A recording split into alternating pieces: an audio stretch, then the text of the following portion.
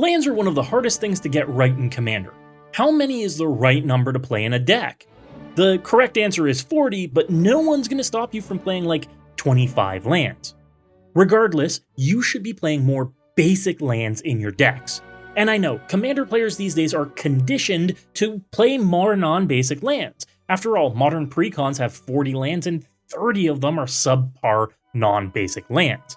But after all you've really got to do in a game of Commander is play lands and cast spells, and what better way to do that than with a basic land?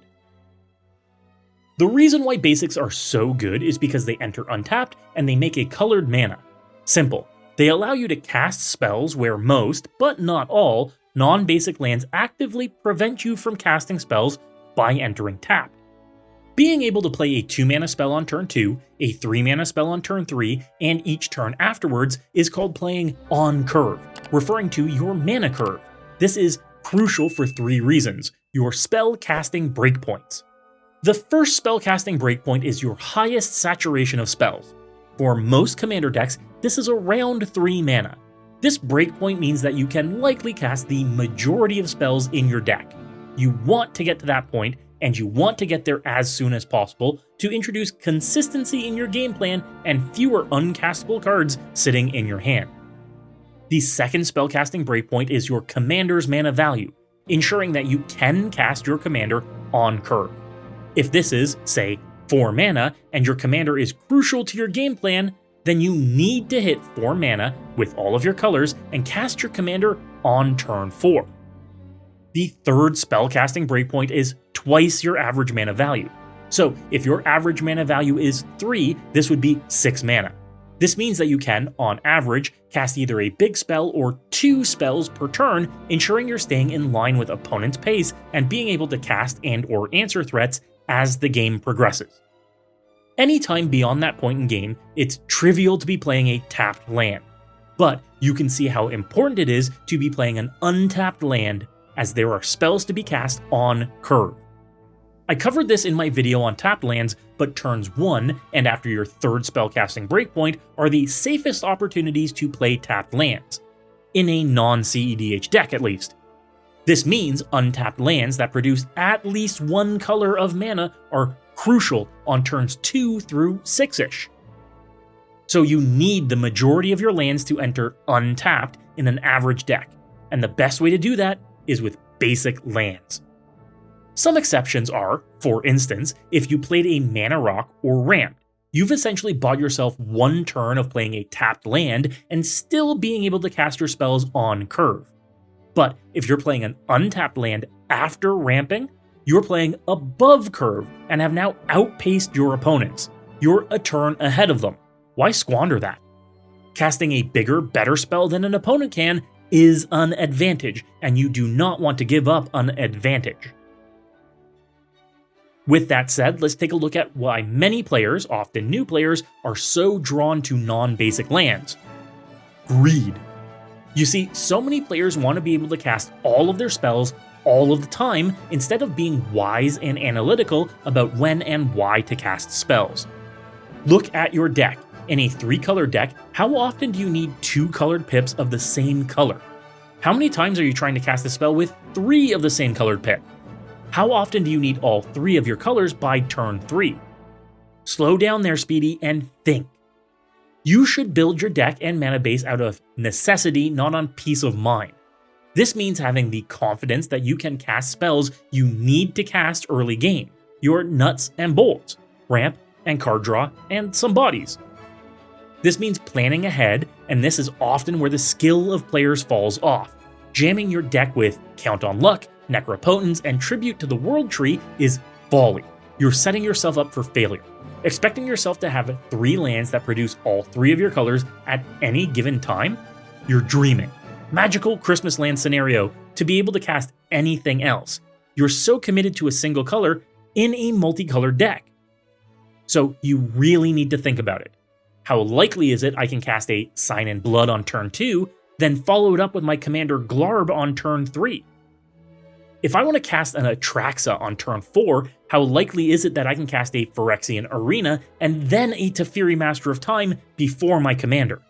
How many lands that produce multiple colors do I need? Falling into the trap of feeling like you need to produce all of your colors all the time is a fault of deck building. Look at your curve. Now look at what colors fall where on your curve. That is what you should be concentrating on. Can I produce a green mana on turn 1 for a mana dork? If that's your goal, then why do you need 2 blue mana to hold up a counterspell on turn 2? Focus means consistency without stress. The fewer colors you play, the easier life gets on your mana base. 1 color? Easy. All basics save for a few utility lands that synergize and, like, a war room. 2 colors? 75% basics and a few lands that make both colors along with some utility lands. 3 colors? 50% basic suits you fine here, along with a few lands that make 2 or more colors and your utility lands. Once you get to 4 or 5 colors, you get into a situation where you need to think.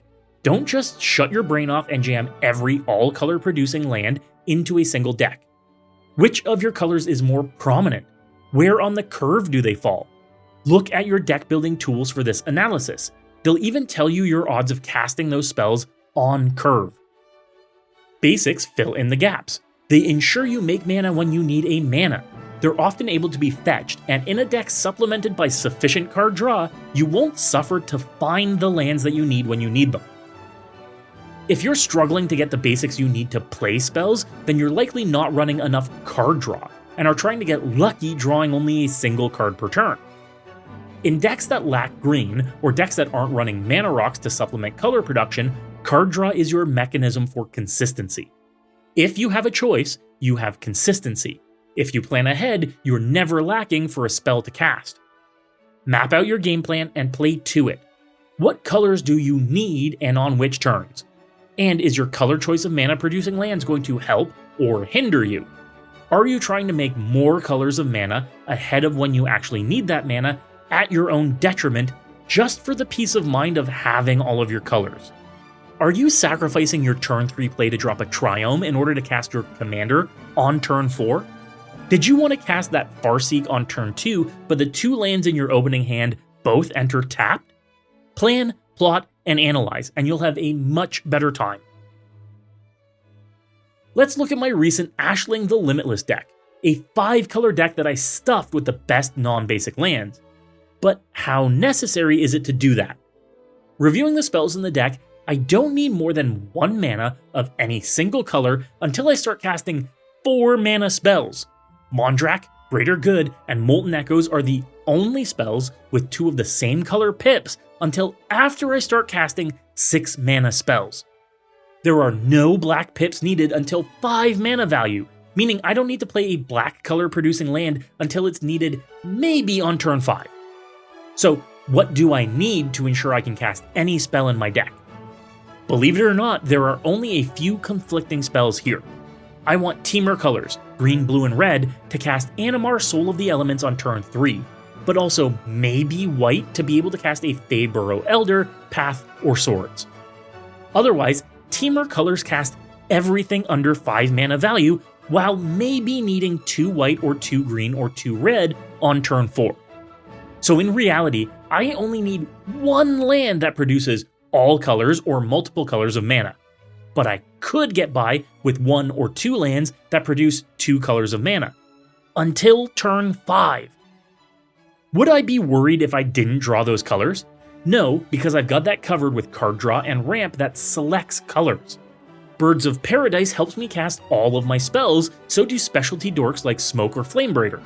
And my ramp spells like Farseek, Cultivate, or Kodama's Reach can all get me exactly the basic lands I'd need to play the exact cards I'd want to cast from my hand. And I made sure that my few mana rocks in the deck like Felwar Stone, Chromatic Lantern, or Arcane Signet all solve those problems by making colored mana too. So even in a 5-color deck, I could get away with playing 80% basic lands because of how I built this deck and its mana curve. So long as I ensured that those basics skewed heavier to red or green to allow me to be more selective with the basic lands I end up playing. And since the deck's average mana value is just under 3, I'll need enough lands in the deck to ensure I can cast the majority of my spells in my deck on curve. turn 3. Since my commander costs 3, that plays nicely into this, but Ashling is fragile and needs a lot of removal. I may not want to play this commander on curve. You'll want to set up to ensure that you have Warburg on turn 5, but your pieces are in place to get explosive later. These mana breakdowns in deck builders like Moxfield are godsends when determining mana bases. If I wanted to include nothing but basic lands in the deck, I'd use these ratios. Non-basic lands would definitely up versatility, but not necessarily the utility or consistency. Now, utility non-basics are another story altogether. They are often your less versatile lands, not being used for color production, but assisting with synergy. These are lands like Bojuka Bog, War Room, or Boseiju Who Shelters All. In many cases, these need to be considered because they may set you back by coming into play tapped, may set you back by not producing your colors, or may just take the spot of a basic land but are cost prohibitive. It's determining whether you can risk that setback or not that sets the wise player, the skilled deck builder, apart from someone that blames their poor performance in game on being mana screwed, rather than their own poor deck building. My personal rule of thumb is the fewer colors you run, the more you can risk utility non-basics. Beyond 2 colors, you'll find you often cannot risk drawing a colorless producing land or a land that enters tapped without risking you being unable to cast your spells on curve or entirely. A utility land that enters untapped and produces a colored mana, Iganjo, Shizo, or even fetch lands at the cost of a life can replace a basic land harmlessly, hurting your wallet more than they do your deck's play pattern. A utility land that enters untapped and produces only colorless mana, Rogue's Passage, Phyrexian Tower, Mutavault, all need to fit into your risk assessment of being okay playing a land that does not fulfill a color production. Can you afford to play a colorless land on turn 1 or 2? Which turn is it ideal to need to play that land, or which turns can you avoid playing a land that won't get you to your color production? These are all things you have to keep in mind. A utility land that enters tapped and produces your colors, like a Path of Ancestry, the Temples, or the Surveil lands, should be considered afterwards, and again balanced against your risk. Can you take a turn off of playing on curve for this very minor boon? Your synergies better be off the charts to make these worthwhile over the course of the game. Then lastly, colorless producing lands that enter tapped or don't produce mana at all. Myriad Landscape, Maze of Ith, or Temple of the False God. All should be considered only in the cases where you're okay with them not doing anything at all, and taking up a precious land drop. If a land is only good when something else happens, or in other scenarios, you likely do not need it at all and are better off with a basic land. If you need utility and it overlaps with your game plan and core synergies, understand the opportunity cost of playing that land over a basic land. If it's not worth the nightmare scenario of it ruining your tempo, it's not worth running that non-basic land at all. Now then, with those examples, why did I include only 10 basic lands in my 5-color Ashling deck? That's 25% of a 40-land deck. Well, because I have access to an ideal mana base. And not everyone does, so I propose the alternatives of just running more basics. It's perfectly cromulent. But if you have access to the ideal, what should you be looking at including? Prioritize untapped lands that produce versatile mana like Command Tower and Exotic Orchard. There's no reason not to include these in any deck with 2 or more colors. It's just free real estate. If you're running 4 or 5 colors, City of Brass and Mana Confluence are expensive, but give you the peace of mind of producing all of your colors while not coming into play tapped. If you're running 2 or 3 colors, the Pain lands are your next most ideal lands, and they're relatively inexpensive and produce colored mana when you need it and colorless mana when you do not. Next, prioritize the Shock lands. They enter untapped for 2 life, which is nothing in Commander, but they can be fetched. Farseek, Nature's Lore, 3 visits, they all get the Shock lands you need when you need them. They've been reprinted recently and are all still around $10 each, which isn't cheap, but it's worth having a full playset of these in your collection. If you're running 3 or fewer colors, the check lands are my next recommendation. Still inexpensive, they aren't as versatile, but are definitely capable of producing all of the mana that you need and entering untapped when you need them untapped, as long as you plan out your game plan and land drops. And the battle lands, built specifically for Commander, are your platonic ideal of a land that will almost always enter untapped and will painlessly make you colors of mana when you need them. The only prohibitive factor is that these are all around the $15+ mark, and having a playset of them is a good long-term investment in your Commander collection. Then lastly, the Triomes. These are all due a reprint soon as they continue to get very, very expensive, but many players continue to insist they're necessary in a 3+ color deck. They're not. Yes, they can be fetched, but they must enter tapped and can muck up playing on curve. Players typically only include them because they want to be greedy with their mana generation. Use them if you have them, but they are far from necessary in your deck building. Notice how true duels never entered this conversation? They are entirely unnecessary, and I would, in any case where they are not being proxied, rather have a basic land. True duels are the crutch of a player that doesn't want to think about their deck or plan out their deck building at all. Be sure to let anybody who plays true duels in their decks know that I said so.